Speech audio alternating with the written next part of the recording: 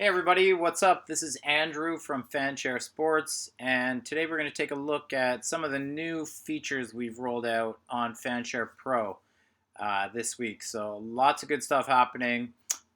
We think these new features should add a lot of value to the FanShare Pro platform, and we just wanted to do a quick little video here to help you get familiar with how to use them. So heading to our golf platform.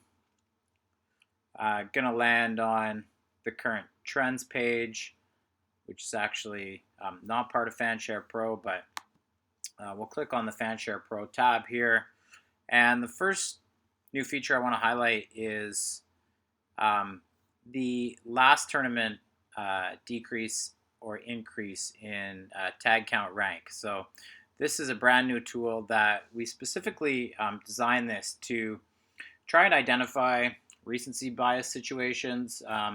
As we all know in DFS, especially in golf, we have short memories, and sometimes a golfer might be highly touted one week, and there's a lot of high hopes in the industry for a big tournament, and he disappoints, maybe misses the cut, and but maybe misses the cut by a stroke, and maybe he didn't actually play all that poorly. But as I said, we have short memories, and usually that's going to mean that golfer might not be quite as popular the following week. So you can filter here, or I'm sorry, you can sort by the biggest risers and the biggest fallers. So starting with, let's take a look at the biggest fallers in tag count rank. So Chris Kirk, he was pretty highly touted his last time out. And if you look at his actual result on his player profile page, you can see he didn't actually play all that poorly, scoring 60 points at the Career Builder Challenge, and obviously the two tournaments before that, the Sony Open and the RSM Classic, he had really strong results. So this is pretty interesting to see how much he's fallen off the radar, especially with a DraftKings salary decrease as well here of $600 his last time out. So sitting at $7,500, potentially an interesting contrarian play this week.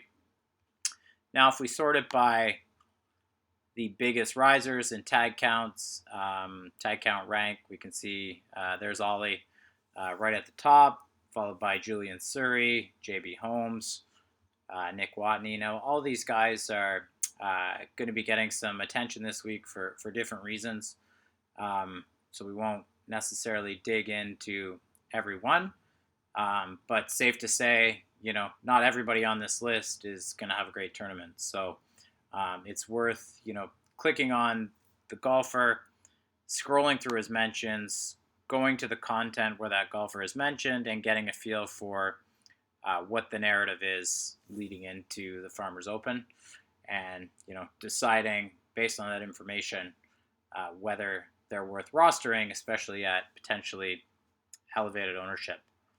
So the next new tool we want to take a look at today is a pretty major new tool for us, and it's DraftKings Performance. And what this tool allows us to do, it's pretty dynamic actually, is we can now filter by any tournament going back for the past 3 seasons, and we can see the golfer's tag count rank and all of his DraftKings scoring data for that tournament.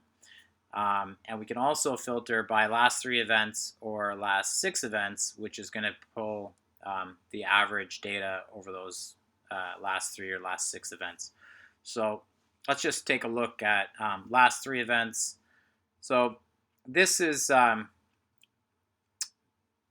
all golfers here. So it's not telling us in the current view exactly who's in the field for the Farmers Insurance Open, but we do have this current tournament field filter. So if I click on this, it's going to isolate only those golfers in the field for the current week's tournament. So that's a pretty slick new feature here, and we can sort this by, let's say, DraftKings points gained. So over his last 3 events, interestingly enough, we see Ricky there with the most DraftKings points gained over his last 3 events of any other golfer in the field, and he's only T13th in tags. So, right away, that's some interesting information there. Another way to use this tool is to, if you go to the subject tags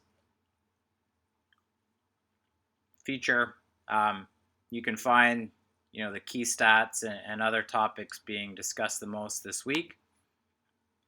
And let's take a look at course comparisons. So we can see Riviera comparison. Let's take a look for other comparisons. Okay, we've got Pebble Beach, Augusta, Quail Hollow. So let's take Pebble Beach.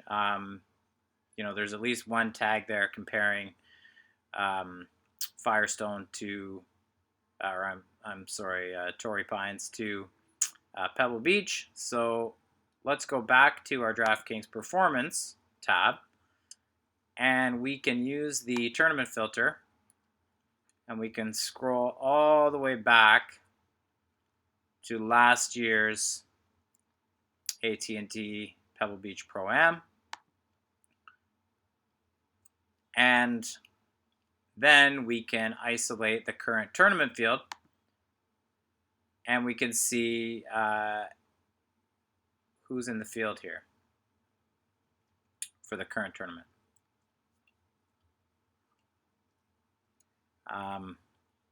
Let's take a look at DraftKings points and Kelly Craft. So he had the most DraftKings points out of any golfer in the field for that tournament. And let's just take a look at his player profile page for the upcoming event. Only 2 start calls. Obviously missed the cut at the Sony Open. So not a lot of buzz for Mr. Kraft.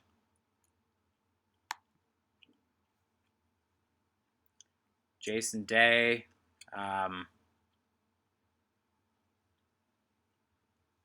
14 start calls, 2 sick calls. So this is pretty useful data. Again, I should just clarify actually, when we did the filter by last 3 events, this figure for Ricky Fowler, even though we've isolated current tournament field here, this T13, that's his average tag rank over the past 3 events, not for this particular event. So, slight correction there. But in any case, this is there's a ton of information here. We think it's valuable, and we hope you get some value out of it. That's it for today, guys. So hope that was useful. We'll try and do a few more of these videos over the next few weeks because we understand we do have a lot of new users and new members to FanShare Pro. So if you're not familiar with the product, these videos can be a good way to help navigate the site. So otherwise, keep an eye out for our ownership projections, which will be out tomorrow afternoon, Wednesday afternoon, in Logan's weekly Taking the Pulse blog. So that's it, guys. Good luck this week, and we'll be back here again for another one of these soon. Cheers.